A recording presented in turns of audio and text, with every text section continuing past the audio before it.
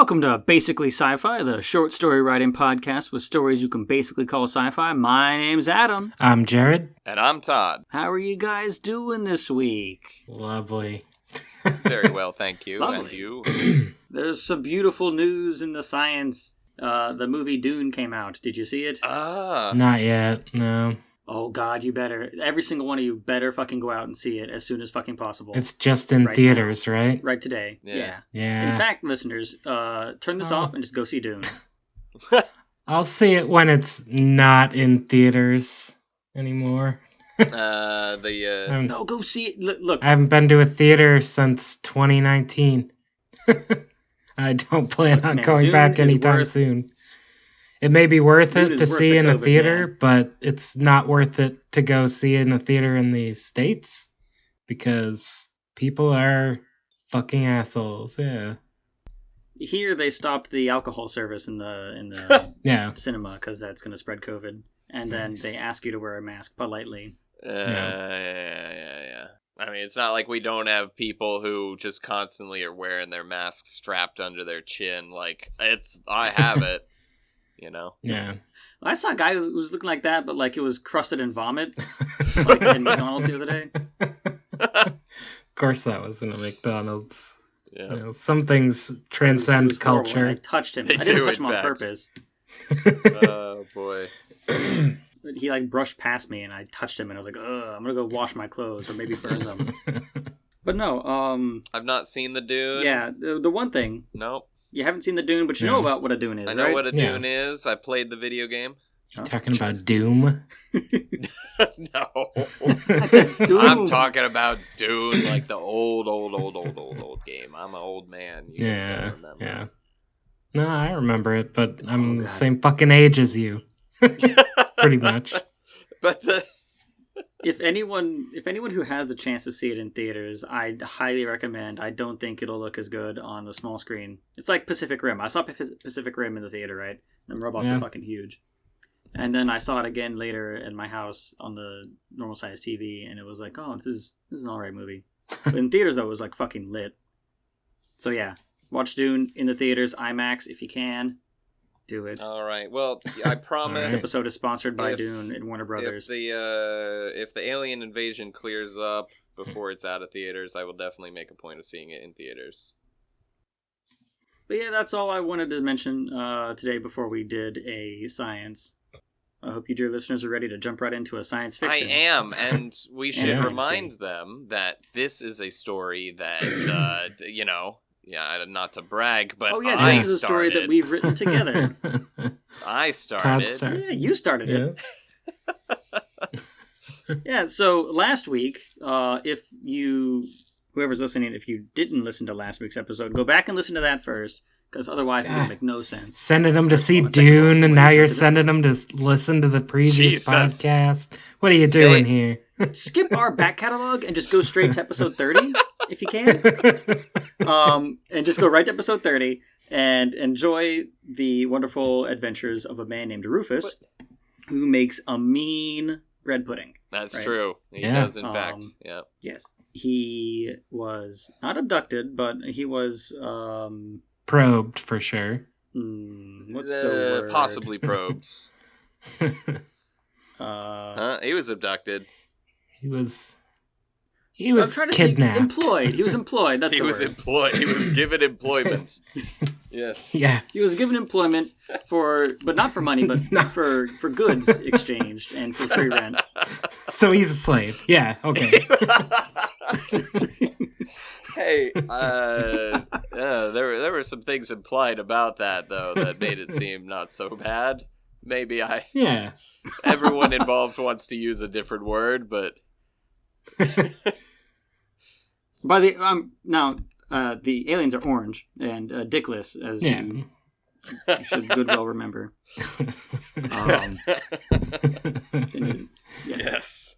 They are called the endless consumers. So okay. Classic Todd setup. Yeah, the dickless orange consumers.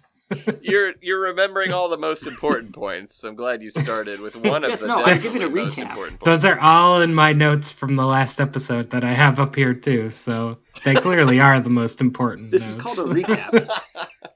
I don't expect the listeners to take notes. Well, no, but No. They should. You really should, though. I would have led with the endless consumers thing. All right. The bread pudding is very integral to his character, and it was a real good story. And then this week, it is my turn to continue it. I'm excited to see what you do with it. Yeah. Next week, it will be Jared's turn to finish it. Yeah. Oh, that is the process that we are doing, dear listeners. And I'm excited to see how he finishes it. Yeah. Hopefully you're ready for the middle. I'm going to do a Return of the Jedi on you here. That's the best part. Or the Last Jedi, depending on, your... Oh, wait. Empire Strikes Back, you mean? Yeah, I knew where you were going. Yeah. I was like, Return of the Jedi is the last one, dude. Yeah. And look, man, I've seen the Star Wars. Yeah. All right, guys. Watch a Dune, watch a Star Wars, and then go back and watch 29, or, part 1, and then come back to this one. If you have time. So this is part 2. Electric Boogaloo. Yep. That's the name of the story. So without further ado, let's jump right in to the Electric Boogaloo. Let's get it. Is that trademarked? Woo? No, Electric Boogaloo. Just don't put it in the title. All right, I won't then. Got a bunch of zeros in green and red. Because I put your whole Word document into one big Word document, and then I typed under it. And I'm going to send the whole thing to Jared. Oh, okay, smart. I'm going to hit save because I'm paranoid. All right, here we go. Rufus Conway, the greatest pudding chef space and time had ever seen, slammed 14 puddings into the vacuum tubes at the far end of his prison of a bakery. Bread dust wafted off of his hands at the impact. He coughed hard. He went back to his apartment at the end of the hall. The hall looked the same as it always did. A white, smooth, oval corridor with a flat floor, illuminated in some way he couldn't discern, but bright. There was a door at either end. One was his apartment, and the other his bakery. And then there was another, a door in the middle, between the two. It must be where the goods, or Greatest Universal Delivery Service, GUDS, came from. He'd never seen it open, though. He went home. He ate dinner in front of the PlayStation 5, illuminated by the electric blue glow of his monitor. Its soft menu music thrummed him to sleep on the couch. 798 days had come and gone, in the ways that days do. Whoa. Life began, not at conception like some had pretended back at his old life, and definitely not 10,000 years before Y2K, but at the opening of his eyelids each morning at 8 a.m. Not exactly 8 anymore. Rufus remembered a time when alarms woke him. He lusted for the days where he would playfully slap the snooze button and get another 5 minutes, rinse and repeat until 8:45, before rushing down the hall to the kitchen at 9. He'd set a rule for himself. 9 a.m. was when work started. Now, 9 loomed over him, demanded from him. Not even his basic biology retained the capacity to resist. He woke before his alarm, just in time to brush his teeth, and slap the clock right as its first chime began. Every morning started the same. The universe's greatest coffee was not but ash in his mouth. Silver platter was before his door. Long ago, Rufus had demanded extravagance from super time. These days, he ordered toast with butter, and maybe an egg if he was feeling froggy. He looked at his prize from across the table, coffee in hand. For the reward, the life milestone, for his first 400 days of service, Rufus had asked for a promotion. He had toiled away those days, happily pumping out thousands of bread puddings. He had got that small... No. He had got... Yeah, that's what you wrote, at least. No, I mean, it made sense when I wrote it. I was like, yeah, he had got. Yeah, he had got that mail on his first day. But ever since then, no one had reached out to him. He thought maybe by getting a promotion, he could become the universe's greatest bread pudding manager and then get some staff under him. Maybe a bakery romance could flare up, or at worst, there'd be some people to chat with and break up the monotony. Instead, an eager Rufus, on his 401st day, which was a day off according to the super time custom, he had waited by the door after putting in his request. The doorbell rang. With lightning speed, Rufus had opened the door, hoping to catch a glimpse of someone, anyone. In front of the door was a huge framed certificate on an ancient-looking parchment. It read, "Congratulations, underline, Rufus Conway, for your promotion to, underline, pudding master. You are no longer a mere, underline, pudding chef. Signed, the Endless Consumers. Since that day, promotion sat in the chair meant for guests. It had a big, goofy, smiley face drawn on it in the universe's greatest magic marker. At least it kept him company while he had his coffee. Rufus went down the hall for another day of pudding. He worked as hard as he was paid, and he wasn't paid, so yeah. When he returned home, Rufus was surprised to find the lights off. When he opened his door, did the Endless Consumers forget to pay the electric bill? He thought. Or whatever. He took out his phone and used the flashlight function to find his way inside and around the furniture and goods boxes scattered across the floor. As soon as the door came to a shut behind him, the lights turned on. A squat figure with red and gray marbled skin stood in the middle of the room, with its back to Rufus. It had craggy skin, impressive musculature, and shorts. It was nude from the waist up and bald. Turning around, it looked right at Rufus. It had big, thick, writhing tendrils sprouting like hair all over its chin and one big eyeball in the middle of its head. Is this the satyr from Disney's Hercules? No. Actually, this is more of a ripoff from the John Connor series. Okay. All right. Well, he's still got Danny DeVito's voice, right? You're going to do that? What does Danny DeVito sound like? I don't know. All right. He was the Lorax in the Lifted Lorax, the new one. Oh, yeah? Yeah. Yeah, anyway. Anyway.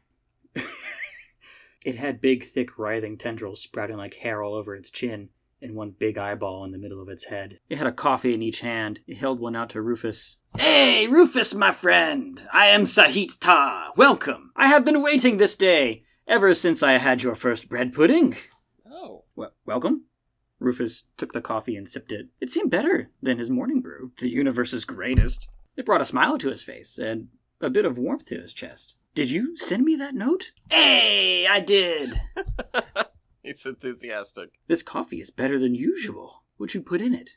Rufus asked. It's not what I put in it, Rufus. It's what I put around it, he said, smiling. His teeth looked like the needles of a porcupine, but smaller. They gnashed together as he spoke. Rufus's heart skipped a beat, and he looked down at the coffee cup very carefully and inspected the rim. Did this fucker try to get him with some space drugs? Friends, Rufus, Sahit said, pointing at his nose. Oh, that must be how his people non-verbally indicate oneself, Rufus thought. Coffee is always better in the company of friends, Sahit continued. Oh, I thought coffee was better on the toilet.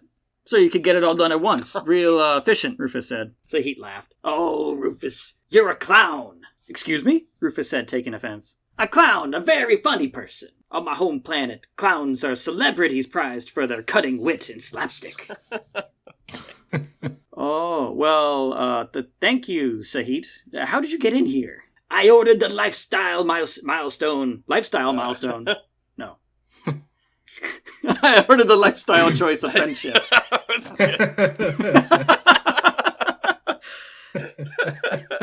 I ordered the life milestone of friendship, Sahit exclaimed, making himself at home on the couch. Ooh, is that a PS5? Very good.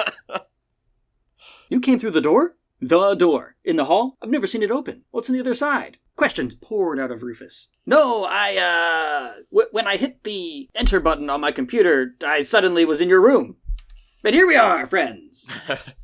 Rufus sat down on the footstool across from Sahit. Sahit looked down at the cup of his own coffee. You know, Rufus, my dad always told me, never mix your hobbies. Never mix your hobbies with work. The man a day truly dies is the day he hates his own passion. I see. Okay, Rufus said.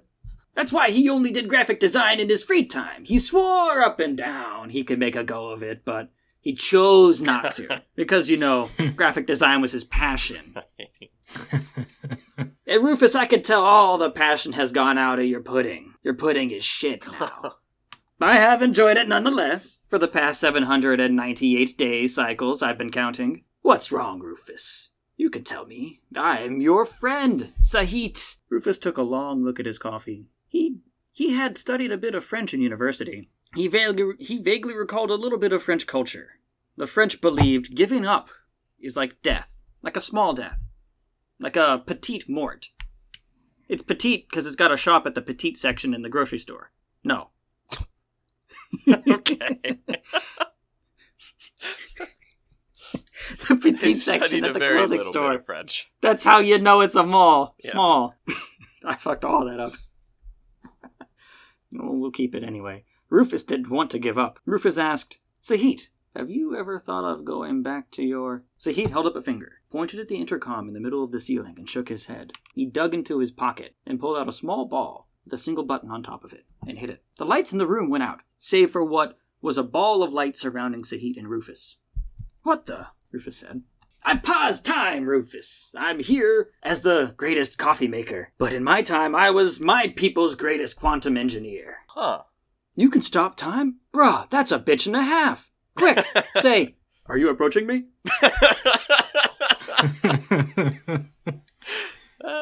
No, Rufus. Listen, our time here is short. It's coming to an end real soon. The endless consumers believe that friendship is only sustainable in small doses of about an hour at a time. I'll be summoned back to my room. I'll see you tomorrow. But before that, in here, we can speak freely. Outside of the time stop, you must never speak of going home. Okay? Sahit hurriedly said. He took an old-fashioned key and a folded note out of his pocket and gave it to Rufus. Quick, hide these. I'll be back later, and I can explain more. Rufus took them and stuffed them in his pocket. The ball of energy around them faded and the light returned to the room. Everything seemed normal again. A loud chime rang over the intercom. I must go, Sahit said, standing. I'll see you soon, my friend. And with that, he left through the door.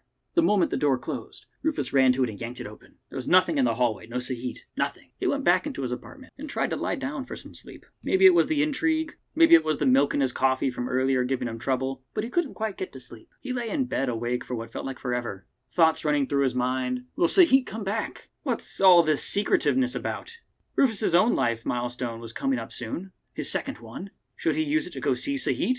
The key was still in his pocket. Rufus had gone to bed in his jeans. Back on Earth, it was how he saved money on pajamas, but now he slept in his jeans just for the pure comfort of it. Fuck it. Rufus got out of bed and put a shirt on, and shoes, and went into the hallway. It was always so bright in here. He took the key out of his pocket, and a small hole opened in the door in the middle of the hallway. He put it in and turned it. Thunk was the sound that it made, a sound that shook through his brain. It left a faint humming behind. The door slid open and Rufus rushed through. He was in another hallway, and he went to the end, and put his hand on the door and it opened. There was another hallway, and he ran through it to the end, and it opened to another hallway, and another, and another, and another, all smooth and ovular and bright. A laugh could be heard from somewhere. Ah, ah, ah, ah. Rufus turned around. There was no one behind him. He turned back. A huge, skinny figure, nude with orange skin, stood in front of him at the end of the hallway. That hallway door seemed much farther away now than it was a second ago. He looked back and the door behind him was gone now. He turned to face the alien. It was right in front of him now. He could see large, wide teeth through its smile. It didn't have lips. Its mouth just started and stopped. Its eye stalk had one big, bloodshot eye on the top. What could you possibly want outside of your room, Pudding Master? Rufus took a step back. The endless consumer took a step forward. I just wanted to look around, man. Maybe see that coffee guy? I think I'm lost. You're not lost, Rufus. You're right in front of me, it said. Oh, okay. Well, truth be told, I just want to visit my parents, just a quick trip back home and then... But Rufus, it said, this is your super home. It's the greatest home in the universe. I know, bruh, but it's a bit lonely, ain't it? Well... You'll have to complete your 400-day work week and request a friend, or a wife, or a dog, or a memory wipe, Rufus. And took another step forward, and he could smell its sickly sweet breath. It was like rancid bread pudding. Super Time is like the universe's greatest band's greatest song, Hotel California. Rufus, you can check in, but you can never leave. You brought me here through time. Right? I could just go back for a second. Just a bit. Come on, man, Rufus pleaded. The endless consumer put his hand on the smooth wall. A huge panel shifted up to reveal a section of pure black. Take a good look, Rufus. And it pointed. At what? He said, baffled. Through the window, stupid. Into space. The alien said. The alien called him stupid. Okay. That's no window. It's just black. Don't gaslight me, Rufus said. Ah, ha, ah, ha, ah. It just laughed at him. That can't be space. There are no stars. We live at the end of time, Rufus. All the stars have died eons ago. Welcome to super time, at the end of time. It was a bright flash and Rufus was back in his room. He put his hand in his pocket quickly. The key and note were still there. There was an empty coffee cup from Sahit sitting on the table from earlier. I don't think I'm having such a super time anymore, he said to himself. He collapsed on the couch. Tune in next week to see what happens on the Goofy Adventures of Rufus. Yeah.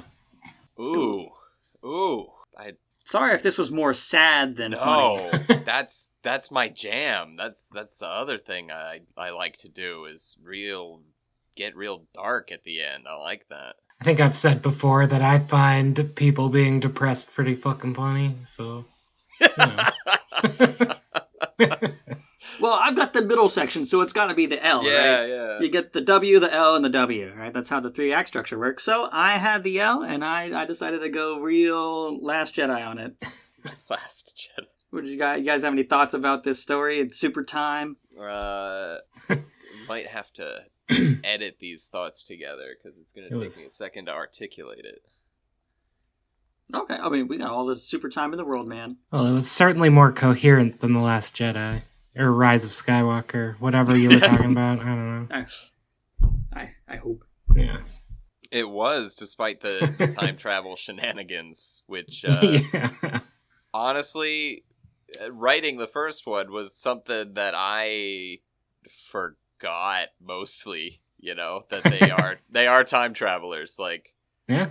I said it, they are, but when I thought the story was going to be I've continued... added a little bit to the time travel thing. When I thought it was going to be continued, I didn't think it would be the time travel element. Yeah, that was awesome. Rufus, apparently super time is at the end of the universe. Yeah, like thinking forward to my episode, like, because obviously this is the first time I'm hearing this. Right. But it immediately makes me think of Hitchhiker's Guide they go to the restaurant at the end of the universe, which is a restaurant where you watch the universe kill itself.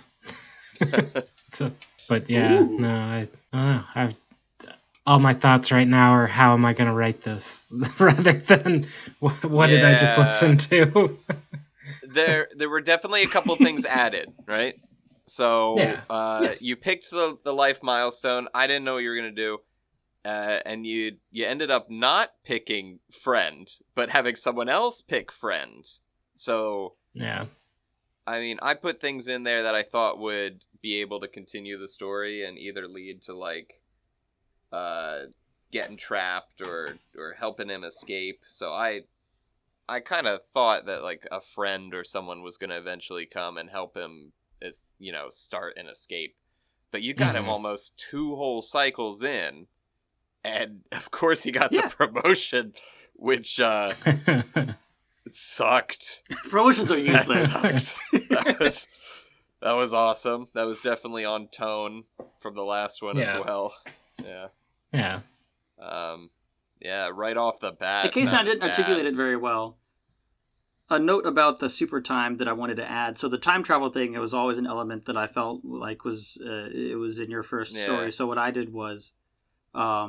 at the end of the story isn't a time travel thing. It's been a time travel thing the whole time. Yeah, right? exactly. Mm-hmm. When he got abducted, he was moved to the future. Yeah. And that, to me, seemed really fun, right? Like, after all the stars have died, there's just super time and consumption. I got that. That was clear. Yeah. I got Okay, cool. Yeah. I liked the elements of the character that you kept in there, so it definitely sounded like you were still writing the same story. I'm like, he's still drinking milk despite being lactose intolerant. And he's still cheap, like old habits die hard. So it's definitely the same character. I appreciated that a lot. Yeah, I added the quirk of sleeping in jeans because he's a monster as well.